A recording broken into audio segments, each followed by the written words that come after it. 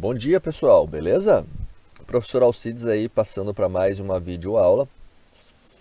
No nosso último encontro, nós falamos um pouquinho sobre os animais e nós vimos que os animais, eles são divididos em dois grandes grupos, os vertebrados e os invertebrados, sendo a maior parte, a grande parte, invertebrada, e sendo a maior parte dos animais pertencentes ali ao grupo dos artrópodes, né?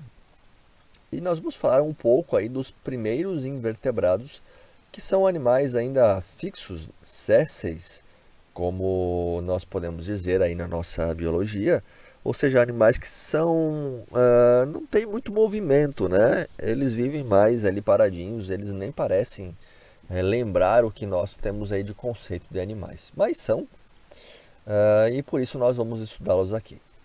Então, os primeiros animais que surgiram no ambiente aquático e em toda a Terra são os poríferos. Gente, eles são chamados também de esponjas, né? E daí até esse nome deu origem ao Bob Esponja, né? Que é um porífero, que na verdade vem na forma de uma dessas esponjas de cozinha, que na verdade não tem nada a ver com um animal chamado porífero, tá, pessoal? Isso ali é industrializado, beleza? Os poríferos, eles eram usados como esponja no passado e em algumas regiões da Terra ainda assim eles são usados, são produzidos pelo homem artificialmente e são comercializados para uso na limpeza. Então vem daí o termo esponja, tá? Então olha só, o corpo dessas esponjas ou poríferos, vamos dizer assim, ele tem algumas estruturas específicas com relação ao funcionamento. Olha que interessante. Nós, seres humanos, nós temos os tecidos, né? Que é uma parte do nosso corpo, por exemplo, que tem a função específica. Por exemplo, o tecido muscular tem a função da gente se mover, os músculos, né? O tecido dérmico, a pele, tem a função de proteger o nosso corpo. Enfim, nesses animais aqui, gente, eles não têm ainda tecido, tá? O que é o tecido? É um conjunto de células iguais que tem uma função específica. Neste caso, esses animais chamados de porífero, eles têm apenas algumas célulazinhas que vivem separadamente, não vivem juntas para fazer a mesma função, mas que têm funções distintas, né? Beleza? Então, olha só. Por exemplo, nós temos aqui os chamados porócitos, olha só. É um conjunto de células, tá vendo? Que tem um aspecto de formar um tubo. Esse tubo, ele liga a parte interna, a espongiocele, que é o buraco dentro do porífero, ao ambiente externo. Então, essa célula é chamada de porócito. Ok? Nós temos as espículas, olha só, que são formadas por células também.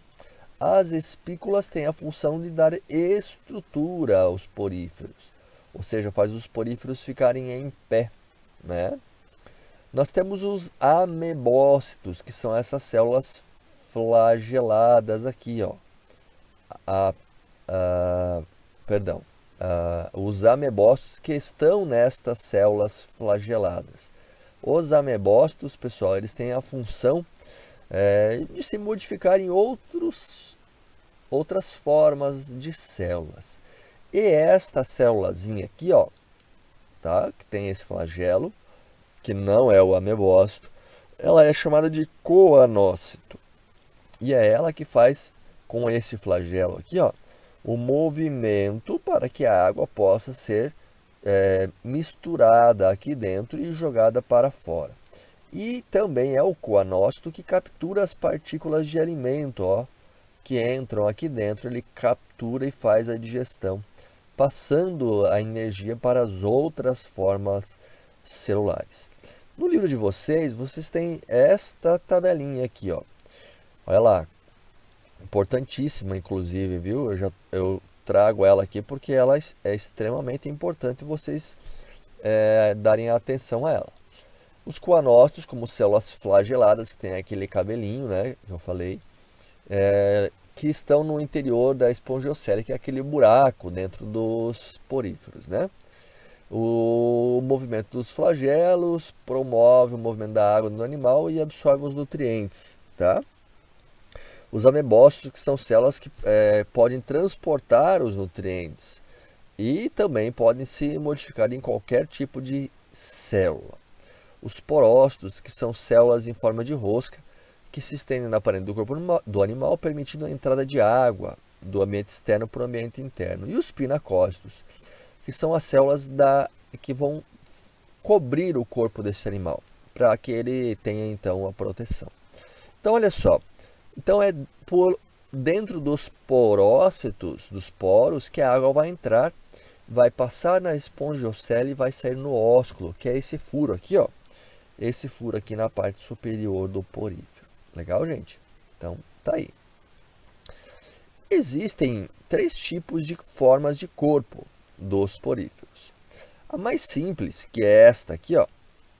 Ó, com essa mulher aí, bem simples, né? Aqui vocês estão vendo aquele furo grande na parte superior. A mais simples é chamada de ascon. Então, a parede do corpo desse animal é bem fina. Então, a água entra pelos poros, formados pelos porócitos, vai para dentro da espongiocele e sobe, né? O sícon, ele já é um pouco mais elaborado. Vejam só, a água, ela entra e fica um pouco mais de tempo dentro do corpo do animal. Uma superfície maior de absorção de nutrientes. Estão vendo aqui, ó? Aqui estão os coanócitos, ó. Uma superfície maior. Já no leucon, gente, olha só, a superfície é ainda maior.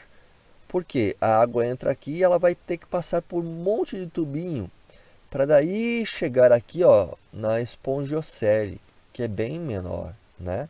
Passa por essas câmaras flageladas. Então, o que eu procuro dizer geralmente para os alunos do 7º ano?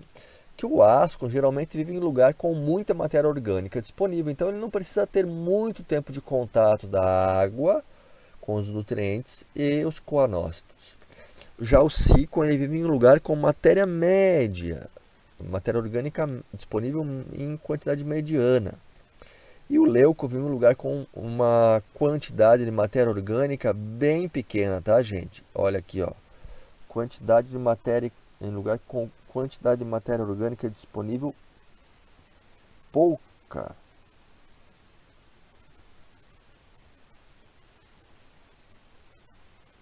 De pouca quantidade de matéria orgânica disponível, beleza? Bom, eu acho que era isso, na verdade, a nossa videoaula. Deixo para vocês aí os exercícios das páginas 150 e 151. Façam lá, procurem no texto. Se tiverem dúvida, eu estou disponível para ajudá-los, tá? Só perguntar. Grande abraço do professor Alcides.